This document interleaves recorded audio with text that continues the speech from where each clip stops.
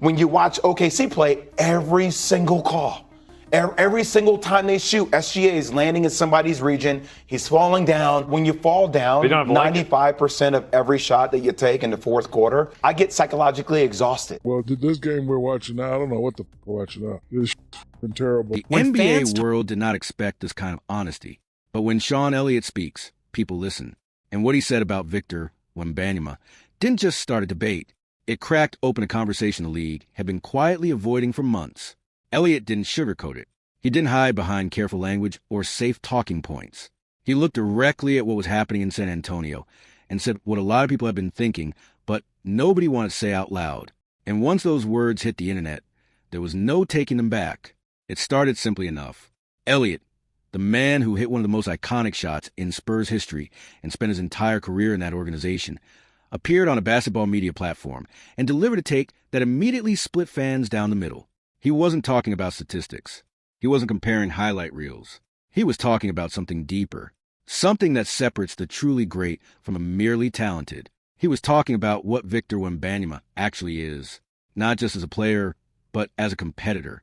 And according to Elliott, what San Antonio has right now is something the rest of the league is completely unprepared for. He's not concerned about being your friend or this guy's friend, or he does not care what anybody else is going to say. He just wants to win. And shout out to Wembyama, who's made this statement that he was going to play hard. It reminded me of the late, great Kobe Bryant at one time. To understand why Elliott's comments hit so hard, you have to understand the context he was speaking from. This is a media personality offering hot takes from a studio. Sean Elliott lived inside the Spurs organization during its greatest era. He played alongside legends. He watched Tim Duncan build a dynasty from scratch. He understands better than almost anyone what it takes to sustain excellence inside that building. So when someone like that looks at Victor Wembanyama and says the league is underestimating what's coming, people pay attention. Elliott's argument was straightforward but sharp. He said the NBA has grown comfortable with a certain kind of superstar, the kind who builds a brand alongside their game, the kind who manages relationships across the league, maintains a public persona, and balances entertainment with competition. And he wasn't criticizing that path directly. He acknowledged that modern basketball has simply evolved into something different. But then he made the point that changed the entire conversation. He said Victor Wembanyama didn't come through that system. And because of that, he doesn't think like that system produced him to think. His only lens is basketball. His only obsession is becoming the best player who has ever lived. That's a bold statement. But here's the thing. The more you watch Wembanyama, the harder it becomes to argue against it. Let's talk about what Elliott actually observed. Because the take wasn't just about work ethic or talent. It was about mentality and the specific way Wembanyama carries himself both on the floor and away from it. Elliott pointed to something fans have noticed throughout this young career, but rarely put into precise words. Victor doesn't seem interested in the social architecture of the modern NBA. While other stars are building relationships across the league, maintaining friendships with opponents, and cultivating images that extend far beyond basketball. Wemby is making moves. He's spinning. Yeah. He's up and under. I'm going by you. I'm shaking you up. I'm shooting over you. Offensively, he's great. There is nothing he can't do offensively. Don't be fooled by the 24-point scoring average, which in and of itself is very good. He could average 30 easily if he played on a team that played through him offensively. Jokic is obviously a better passer, a better playmaker, maybe the smartest guy in the league, him, LeBron, whatever. So he's got that over Wemby. Wemby is the best defensive player in the league by a mile. By a lot. So let's see what he does on the biggest stage, playoffs, finals, things like that. But in a vacuum, just kind of removing the accomplishments, and I'm serious, yes, he's the best player in the world. If I had to start a team, put Jokic, Giannis, SGA, Wemby, and they're all 22 years old, just like Wemby. All of them. I'm taking Wemby. Wembanyama keeps his world deliberately small. His circle is his team. His focus is his craft. And his standard is greatness. Full stop. Elliott compared that approach to the mentality of players from an earlier era. Players who viewed every opponent not as a colleague, but as an obstacle standing between them and what they were chasing. That culture existed differently in the NBA decades ago. Rivalries felt personal. Games carried real stakes beyond just the scoreboard. And competitors didn't soften that edge by spending time together between seasons, appearing on each other's podcasts, or exchanging jerseys after battles that were supposed to mean everything. Elliott believes Wembanyama carries that older fire inside him, and if you watch enough Spurs games this season, the evidence keeps stacking up. Down the lane, handing to Wembanyama! Jackhammers it in! Whoa! He's showing us everything. And letting you know Monday, it wasn't a fluke. Guarded by Washington. Wembanyama, the fake, the reverse, and the foul. A figment of our basketball imagination. One of the most telling moments came during a recent playoff matchup that turned physical and emotional. When things escalated and when Wembanyama got ejected after an intense on-court confrontation, the entire sports media world waited for predictable response. They expected carefully managed public relations, a statement about regret, an apology designed to protect a brand. That's how the modern playbook reads. Instead, Wembanyama said almost nothing. He kept his attention on basketball. He refused to let the moment become a media narrative and moved forward as if the only thing that mattered was the next game. Former players noticed immediately, not because it was reckless, but because it reminded them of something. It reminded them of a time when players understood that the most powerful response to a hard moment was silence followed by performance. You settle things on the floor. You let the game answer every question. Sean Elliott recognized that response. He grew up in a basketball culture where that mentality was common, and watching a 20-year-old handle controversy with that kind of quiet focus told him everything he needed to know about how Wembanyama is wired. Now here's where Elliott's take goes from interesting to genuinely important, because he wasn't just celebrating one player's mindset. He was making a larger point about what happens when elite talent aligns with that level of competitive obsession in today's league specifically. The modern NBA has incredible players. Nobody is denying that. But the environment surrounding young stars has changed dramatically from previous generations.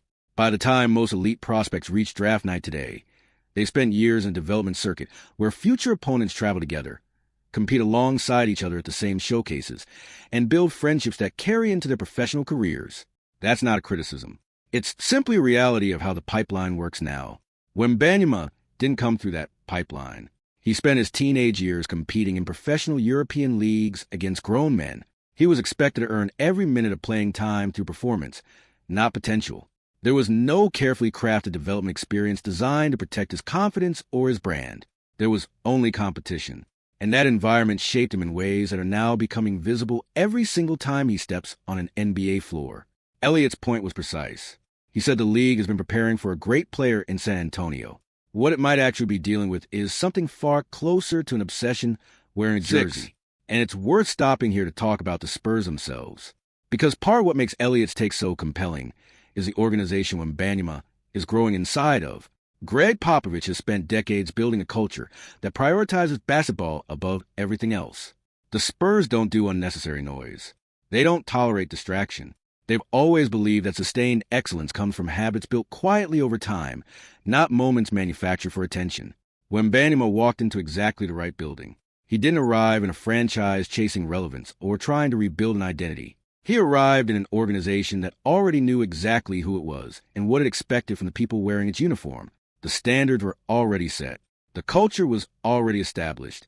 And rather than clashing with that environment or needing time to adjust, Wembanyama absorbed it immediately and started pushing its edges further. Inside the locker room, he's helped create genuine bonds with young teammates like Stephon Castle and De'Aaron Fox. He doesn't lead through intimidation or distance himself from the group. He leads through example and through the simple daily reality that nobody in that building is going to outwork him. That's the foundation Elliott was describing. And it's the kind of foundation that great teams are built on. Let's talk about the basketball itself. Because all the mentality conversations in the world mean nothing if the talent isn't there to back them up. And what Wembanyama has shown on the court this season has gone beyond even the most optimistic early projections. The defensive numbers are historic. The block totals, the altered shots that never show up in a box score, the ability to protect the rim, while also switching onto guards in space. Opposing coaches have started drawing up entire offensive game plans specifically designed to avoid testing him directly. That'll level respect that most players spend a decade earning. Wembanyama is forcing it in year 2, but it's the offensive evolution that has really caught people off guard. When he entered the league, the questions were about consistency. Could he create against high-level NBA defenders? Could he handle the physical demands of an 82-game season? Could he develop the decision-making required to carry a team in 4 quarters? The answer to all 3 has been yes, delivered with a calmness that makes it somehow more unsettling than if he had struggled first. He looks like he expected this. He looks like this was always exactly what was supposed to happen. That's what Sean Elliott was pointing at, not just the talent. The complete absence of surprise in how Wembanyama is handling his own greatness. Some critics pushed back on Elliott's comments. They argued he was being too harsh on modern players. Others suggested he was romanticizing an older era of the NBA that wasn't necessarily better, just different. And those are fair points to raise. The league has never been more skilled. Today's players are extraordinary athletes navigating extraordinary pressures. The business of basketball has grown into something incomparably larger than what previous generations managed. But Elliott never said modern players lacked dedication. He said Wembanyama represents something specifically different in the current landscape. He said Victor appears to have found a way to exist inside today's NBA without being fully shaped by what today's NBA rewards beyond wins. And that distinction matters because it raises a genuinely fascinating question. What does a player like that become over the next decade? What does San Antonio look like when that obsession has another 5, 6, 7 years to compound? When the roster around him finishes developing? When Popovich's system has had time to fully absorb a talent that genuinely has no ceiling anyone can identify yet? The rest of the league might want to start thinking about that question seriously. Because right now, they're watching a foundation get built. And as Sean Elliott is right about what's being constructed, the finished version of this is going to be something the NBA hasn't seen in a very long time. What makes Elliott's perspective particularly valuable is that he isn't speaking from envy or nostalgia. He's speaking from love for an organization he helped build and a genuine understanding of what championships actually require. He's seen it up close. He knows the difference between a team that has a superstar and a team that has a winner.